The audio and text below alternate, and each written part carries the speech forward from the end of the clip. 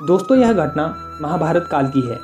यह घटना है भगवान कृष्ण और उद्धव के बीच हो रहे सवालों जवाबों से भरी वार्तालाप की, जिसके द्वारा ईश्वर और कर्म का बहुत अच्छा ज्ञान जानने को मिलता है। उद्धव बचपन से ही सारथी के रूप में श्री कृष्ण जी की सेवा में रहे और उद्धव यह जानते हुए भी कि श्री कृष्ण जी असीम शक्तियों के स्वामी हैं, अतः भगवान विष्णु के अवतार हैं, फिर भी मन में कभी किसी प्रकार की यह इच्छा भावना नहीं रखी कि मैं भी श्री कृष्ण जी से कुछ मांग लूँ।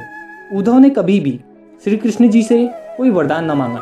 अब श्री कृष्ण जी का धरती पर समय समाप्त होने को था, यानी उन्होंने जो अवतार लिया था, अब वह अवतार त्याग कर गोलोक जाने को तत्पर हुए। जाने से पहले वो उद्धव से मिलने को बहुत व्याकुल हुए, क्योंकि उद्धव ने बचपन से सारथी के रूप में उनकी सेवा की।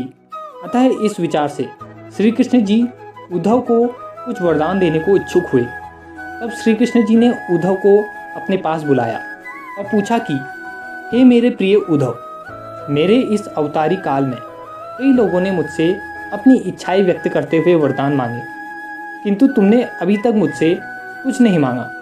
अतः मैं तुमको तुम्हारी सेवा से प्रसन्न होकर कुछ भी वरदान देना चाहता हूँ। इस हेतु तुम मुझसे कोई वरदान मांगो। वरदान स्वरूप तुम्हारी इच्छा पूर्ण करके मेरे मन को अति संतुष्टि पहुँचेगी। इस समय उद्धव के मन में बहुत से सवाल आ रहे थे और बहुत पहले से ही उद्धव इन सवालों के जवाब श्री कृष्ण जी से जानना चाहता था। उद्धव के मन में भगवान श्री कृष्ण जी की लीलाओं को लेकर और महाभारत के संपूर्ण घटनाक्रम, कर्मकांड एवं दायित्वों को लेकर अनेकों सवाल थे। तब उद्धव श्री कृष्ण जी की वरदान स्वरूप कुछ मांगने की बात सुनकर अपने मन में चल रहे सवालों की पूर्ण संतुष्टि देने वाले जवाबों की इच्छा श्री कृष्ण जी के सामने प्रकट करते हैं।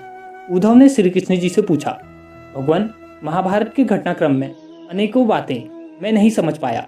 मैं उपदेशों और व्यक्तिगत जीवन की क्रियाओं को आपस में मिला नहीं पा रहा हूँ। अतः मैं यह समझने में असमर्थ हूँ कि आपके उपदेश और व्यक्तिगत जीवन आपस में मेल क्यों नहीं खाते। इन बातों को लेकर मेरे मन में बहुत सी शंकाएं जन्म लेती हैं। कृपया मुझे मेरे इन सवालों का संतुष्टिपूर्ण जवाब देकर मुझे इन सवालों के मायाजाल से मुक्त करें। तब भगवान श्री कृष्ण जी बोले, उद्धव, मैंने कुरुक्षेत्र के युद्ध क्षेत्र में अर्जुन को जिन अध्यात्म बातों का ज्ञान दिया था वह भगवद गीता थी। आगे चलकर गीता के इसी ज्ञान से इंसान अपनी समस्त इच्छाओं को संतुष्ट कर पाएगा, अपनी समस्त परेशानियों के मूल कारण को समझ पाएगा और मोहमाया के बंधन से मुक्त होकर जीवन में परमानंद की प्राप्ति करेगा। और आज जो कुछ तुम जानना चाहते हो उसका मैं जो तुम्हें उत्तर दूंगा वह संसार में उद्धव गीता के रूप में जानी जाएगी। इसी महत्वाकांक्षा को देखते हुए मैंने तुम्हें मौका दिया है कि तुम सवाल पूछो और मैं उनका जवाब दूं, जो आगे चलकर समस्त प्राणियों के लिए एक जीवन मार्गदर्शन का काम करेगा। यह सुन उद्धव ने अपना पहला सवाल पूछा, हे कृष्ण, सबसे पहले मुझे यह बताओ कि सच्चा मित्र कौन होता है। कृष्ण जी ने कहा, सच्चा मित्र वह है जो जरूरत पड़ने पर मित्र की बिना मांगे मदद करे। उद्धव बोला, हे कृष्ण, आप पांडवों के अति स्नेही और प्रिय मित्र रहे हो। इस प्रेम में पांडवों को आप पर परम विश्वास और भरोसा रहा है और इसमें कोई संदेह नहीं है कि आप महान ज्ञानी हैं। आप भूत, वर्तमान और भविष्य के ज्ञाता हैं। किंतु हे कृष्ण, अभी आपने सच्चे मित्र की जो परिभाषा बताई है, क्या आपको नहीं लगता कि आपने उस परिभाषा के अनुसार काम नहीं किया, मित्रता नहीं निभाई? आप जानते थे कि कौरवों और पांडवों के बीच होने वाली इस द्यूत क्रीड़ा का अंजाम कुछ समय बाद उस सभा में और भविष्य में क्या होने वाला है। फिर भी आपने धर्मराज युधिष्ठिर को द्यूत खेलने से क्यों नहीं रोका?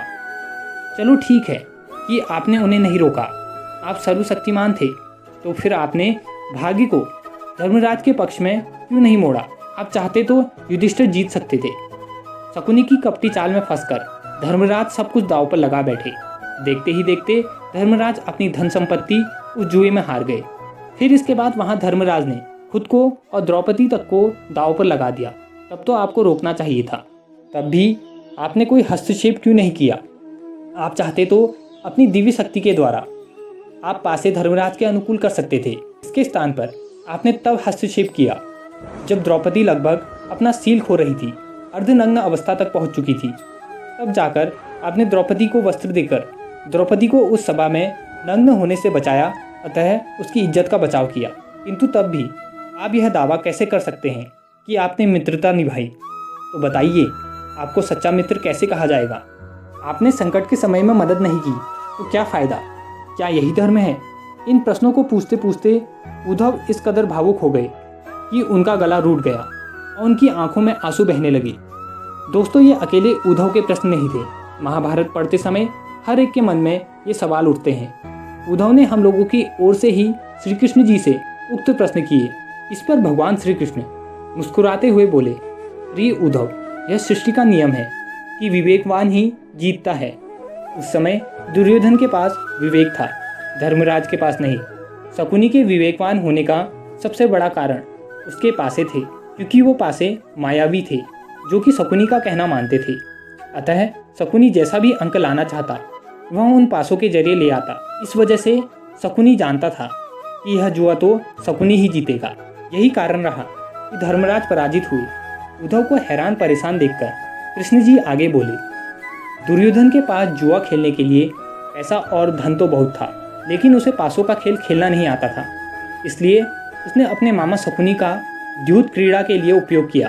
इस प्रकार दुर्योधन के पास भी विवेक था उस खेल को जीतने का। धर्मराज भी इसी प्रकार सोच सकते थे और अपने चचेरे भाई यानी मुझसे यह प्रार्थना कर सकते थे कि पांडव की तरफ से कृष्ण खेले, लेकिन ऐसा नहीं हुआ। जरा विचार करो कि अगर शकुनी और मैं खेलता तो कौन जीतता, क्योंकि मैं शकुनी की चाल और इच्छाएं सब जानता था। आशे के अंक उसके अनुसार आते या मेरे अनुसार, चलो इस बात को जाने दो। उन्होंने मुझे खेल में शामिल नहीं किया, इस बात के लिए उन्हें माफ़ किया जा सकता है, लेकिन उन्होंने विवेक शून्यता से एक और बड़ी गलती की, और वह यह, उन्होंने मुझसे प्रार्थना की कि मैं तब तक सभा कक्ष में ना आऊँ जब तक कि मुझे बुलाया ना जाए, क्योंकि वे अपने दुर्भाग्य से खेल मुझसे छुपा कर खेलना चाहते थे। वे नहीं चाहते थे मुझे मालूम पड़े कि वे जुआ खेल रहे हैं। इस प्रकार उन्होंने मुझे अपनी प्रार्थना से बाध दिया, मुझे सभा कक्ष में आने की अनुमति नहीं दी। इसके बाद भी मैं कक्ष के बाहर इंतजार कर रहा था कि कब कोई मुझे बुलाता है। भीम, अर्जुन, नकुल और सहदेव सब मुझे भूल गए, बस अपने भाग्य और दुर्योधन को कोसते रहे। अपने भाई के आदेश पर जब दुशासन द्रौपदी को बाल पकड़कर घसीटता हुआ सभा कक्ष में लाया, द्रौपदी अपने सामर्थ्य के अनुसार जूझती रही, तब भी उसने मुझे नहीं पुकारा। उसकी बुद्धि तब जागृत हुई जब दुशासन ने उसे निर्वस्त्र करना प्रारंभ किया, जब उसने स्वयं पर निर्भरता छोड़कर हरि हरि अभयम कृष्णा अभयम की गुहार लगाई। तब मुझे उसके सील की रक्षा का अवसर मिला। जैसे ही मुझे पुकारा गया, मैं अविलंब पहुंच गया। अब इस स्थिति में मेरी गलती बताओ। यह सुन उद्धव बोले, कान्हा, आपका स्पष्टीकरण प्रभावशाली अवश्य है, किंतु मुझे पूर्ण संतुष्टि नहीं हुई। क्या मैं एक प्रश्न और पूछ सकता हूँ? कृष्ण की अनुमति से उद्धव ने पूछा। इसका अर्थ यह हुआ कि आप तभी आओगे जब आपको बुलाया जाएगा। क्या संकट से घिरे अपने भक्त की मदद करने आप स्वतः नहीं आओगे? कृष्ण जी मुस्कुराए। उद्धव, इस सृष्टि में हर एक का जीवन उसके स्वयं के कर्मफल के आधार पर संचालित होता है। ना तो मैं इसे चलाता हूँ और ना ही इसमें कोई हस्तक्षेप करता हूँ। मैं ना तो इसी के द्वारा किए जा रहे कर्म में हस्तक्षेप करता हूँ और ना ही उस कर्म से मिलने वाले परिणामों में। मैं केवल एक साक्षी हूँ। मैं सदैव तुम्हारे नज़दीक रहकर जो हो रहा है उसे देखता हूँ। मैं तुम्हारे भक्तिभाव और विश्वास को भी देखता हूँ। यही ईश्वर का धर्म है। उलाहना देते हुए उद्धव ने पूछा, वाह वाह, बहुत अच्छा कृष्ण। तो इसका अर्थ यह हुआ कि आप हमारे नज़दीक खड़े रहकर हमारे सभी दुष्कर्मों का निरीक्षण करते रहेंगे। हम पाप पर आप करते रहेंगे और आप हमें साक्षी बनकर देखते रहेंगे। आप क्या चाहते हैं कि हम भूल करते रहें, आपकी गठरी बांधते रहें और उसका फल भुगतते रहें? अब कृष्ण जी बोले, उद्धव, तुम शब्दों के गहरे अर्थ को समझो। जब तुम समझकर अनुभव कर लोगे कि मैं तुम्हारे नज़दीक साक्षी के रूप में हर पल हूँ, तो क्या तुम कुछ भी गलत या बुरा कर सकोगे? तुम निश्चित रूप से कुछ भी बुरा नहीं कर सकोगे। जब तुम यह भूल जाते हो और यह समझने लगते हो कि मुझसे छुपकर कुछ भी कर सकते हो, तब ही तुम मुसीबत में फंसते हो। धर्मराज का अज्ञान यह था कि उसने माना कि वह मेरी जानकारी के बिना जुआ खेल सकता है। अगर उसने यह समझ लिया होता कि मैं प्रत्येक के साथ हर समय साक्षी रूप में उपस्थित रहता हूँ, तो क्या खेल का रूप कुछ और नहीं होता? जैसा कि मैंने पहले भी कहा कि मैं किसी के कर्मों में हस्तक्षेप नहीं करता। जो जैसा चल रहा चलता ही रहेगा। कर्मों का परिणाम तो भोगना ही पड़ेगा, चाहे वो अच्छा हो या बुरा। यदि किसी की भी मुझ पर सच्ची श्रद्धा, विश्वास और निष्ठा होती है तो वह बुरे कर्म कर ही नहीं सकता, कभी किसी का बुरा कर ही नहीं सकता, क्योंकि उसके दिमाग में हर पल यह रहेगा कि भगवान कण कण में हैं और मुझे देख रहे हैं। तो ऐसे भक्तों पर मेरी कृपा बरसती रहती है, मेरा आशीर्वाद बना रहता है। सदैव ऐसे लोगों की मैं रक्षा करता हूँ। जब भी वो मुझे पुकारते हैं मैं किसी न किसी रूप में जरूर उनकी मदद करता हूँ, उनके दुखों को हरता हूँ। भक्ति से अभिभूत उद्धव मंत्रमुग्ध हो गए और बोले, प्रभु कितना गहरा दर्शन है, कितना महान सत्य। प्रार्थना और पूजा पाठ से ईश्वर को अपनी मदद के लिए बुलाना तो महज हमारी पर भावना है, मगर जैसे ही हम यह विश्वास करना शुरू कर देते हैं कि ईश्वर के बिना पत्ता भी नहीं हिलता, तब हमें साक्षी के रूप में उनकी उपस्थिति महसूस होने लगती है।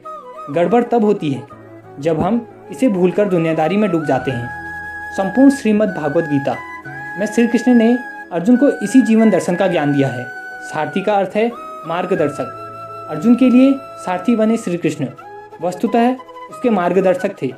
महाभारत के युद्ध से पूर्व अर्जुन में युद्ध की योग्यता तो थी, लेकिन वो योग्यता रिश्तों की भावुकता के पहाड़ के तले दबी हुई थी, जिसके लिए अर्जुन को मैंने अपने ब्रह्म स्वरूप के दर्शन कराए और गीता का बोध कराया।